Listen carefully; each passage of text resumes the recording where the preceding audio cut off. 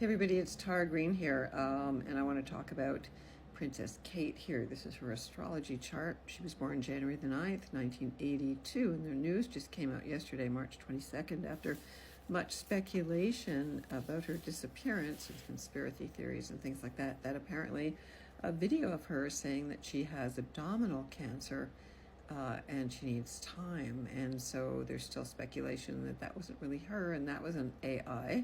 But let's look at her astrology chart, because the astrology chart will always tell us exactly what's going on. So she was born at 7 p.m. in Reading, England. She was born on a lunar eclipse. So you can see here, there's the sun at 19 degrees of Capricorn. There's the moon at 18. There was a lunar eclipse at 19 degrees Cancer. So she was born during that eclipse. Her north node, her highest potential, is 22 degrees Cancer. I know that's in there twice. So Cancer rules the stomach. So there is medical astrology, a very ancient thing, and where the planets are used to diagnose weaknesses. So right off the top of the bat, she's born in an eclipse. So all eclipses that are in line with or squaring, you can see her chart basically focuses on the planet Saturn there. Saturn, the planet of karma, maturity, limitations, obstacles, testing, at 21 degrees of Libra. Now, everybody who was born in the early 80s has this Saturn-Pluto conjunction as well. So she's been going through Pluto square Pluto since 22, 23. Cancer doesn't usually just come overnight as well. But the interesting thing is she has a number of heavy transits going on. The major one is the upcoming total solar eclipse that everybody's talking about, the big American eclipse visible over Canada, Mexico, will be at 19 degrees of Libra. That means it will be exactly squaring where Saturn is here, right on her Saturn, the planet of karma, and her third house of communications, her sun and her moon. So that's very heavy. Eclipses repeat every 18 plus years. So to have an eclipse here, eclipses are always the death of royals. And I had mentioned this before, right? This is a very heavy transit. The other one that's going on is also she has Chiron, the wounded healer, up here in her 10th house. Taurus rules the body, it rules the throat.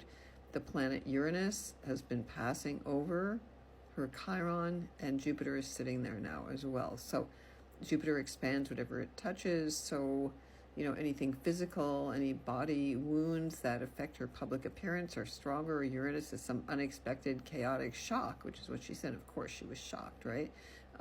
And Uranus is trining, which means a good positive aspect to her Capricorn sun, which gives her a bit of strength. She's a fighter, etc., etc. Now, there's another thing that's going on here is, again, this Pluto transit is still going to be affecting her a little bit. She's at the last legs of it as Pluto moves back into Capricorn for one last visit, where I believe it'll be in the most demolition mood from September the 1st to November the 19th. It will also be squaring her Pluto. Now, Pluto in Aquarius is also moving up right here to affect her Mercury, the planet of communications, and there's been a lot of kerfluffle, of course, about communicating what's real, what isn't. Mercury in Aquarius is AI, that's digital information, and she has Venus conjunct Mercury retrograde.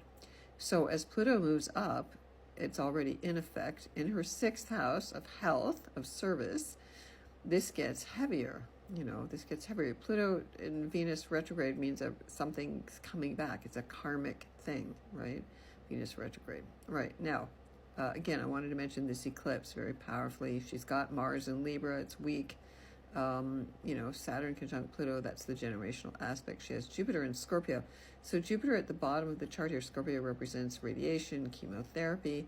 And then she's got Sirius. So this is her being a mother, that there's some kind of deep emotional rebirth, transformation, death and rebirth challenges. Especially this is more about the reproductive organs. I know she had trouble in her pregnancies. That's, part of that.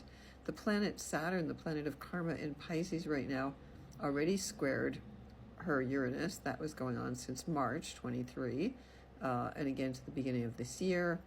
Saturn and Venus are in Pisces squaring her Lilith, where she feels like she's the dejected outsider, who's got to do things her own way. Interesting, in the video, she was by herself. William was nowhere to be seen. Again, whether that's a real video or not remains to be seen. Again, the planet Neptune, the planet of illusion, delusion, fake news, compassion, charity, endings, has been squaring her Neptune. Now, this is also a generational transit that everybody gets before they have their midlife crisis. Okay, so Neptune square Neptune, what's up? Your immune system is weak. I don't want to get into the politics around this too much, but there is a lot of people getting what they call turbo cancer now. So that eclipse, there's also going to be more eclipses this year that are also affecting her. And so this is kind of like, she is definitely being pummeled. And, her father-in-law, King Charles, is also diagnosed with cancer. So it almost feels like they're falling like flies. I mean, I remember a prediction I read somewhere, and I believe it's about Prince George taking the throne at a very young age. Yeah, and that might be happening. And then in a way, if Prince Harry was still there with Meghan, they would be stepping in and taking over, or they might be sorry now that they left in some level. So the eclipse is coming up on the 25th, very soon, 5 degrees of Libra, falls close to her Mars in her third house. It's trining a positive aspect, Mercury and Venus, so that's like good, kind of beautiful information. Things are different. She's definitely going to radically change her role here with Pluto conjunct Venus. The other eclipse, September 17th, the lunar eclipse at 25 degrees of Pisces, is exactly square her Neptune. Again, Pisces is the sign of endings. Mars has just entered Pisces. If you want to read about that, I just wrote an article on my blog at infinitynow.wordpress.com with a list of a whole bunch of celebrities with Mars and Pisces. Again, the sense of, retreating from the world. Lunar eclipse in Pisces takes you out of the world. Remember, she was born on a lunar eclipse, right? So that happens in her 8th house, which is the house of death and rebirth. And then October the 2nd, there was a solar eclipse at 10 degrees of Libra right on her Mars. So this is another difficult transit. It will be trining a good positive aspect to Mercury and Venus, but again, we're dealing with Mars there. So, and Mars is weak in Libra, so her ability to fight, or something fighting her, or an internal things being out of balance, justice, all of this issues, lots of communication, lots of talk about that. Also about Neptune square Neptune. Neptune is the planet of fake news, viruses, again, viral viruses, things like that, right? So Jupiter is going to continue to move through her 10th house for a while. Jupiter enters Gemini on May the 25th. It will then oppose her Uranus, which is more major shocks, more unpredictability, trining her Mercury and her Venus there as well. A big shift in her career, her health, her community, and then Jupiter will continue to move through Gemini into 2025, and then Uranus, she doesn't have her Uranus return until 2026, when Uranus opposes her natal Uranus. That's the classic midlife crisis. So even though she's 43 already, this generation is getting a later midlife crisis, which usually starts technically at 42, so it's a bit later. So really, this is difficult time for her. Not looking good. I haven't looked at her progress charts or anything like that yet, just going on the basic transits, right? Like Chiron being affected, affecting her mothering, things like that, and affecting her marriage with Mars in Libra. So, even though we're projecting all kinds of fake news things, I think people are feeling sorry now that they spoke out of turn. And then Mars is going to be retrograde at the end of this year. So I just wanted to check out that. So really right at the end of this year, Mars goes retrograde at, let's see, my intuition just said look that up. I will go into, what William's going through. He was born in a solar eclipse, so he's right at the end of Gemini, beginning of Cancer. So he's going to be going through his own stuff, which is relative.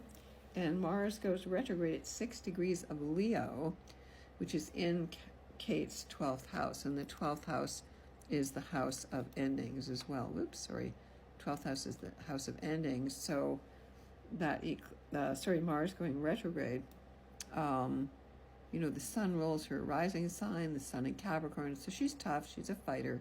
But again, that lunar eclipse, she was born during that eclipse, which is, quite a rare thing. I mean, there's lots of eclipses through the royals. If you want to get in touch with me, I'm at tarottarot.com. Sending you many blessings.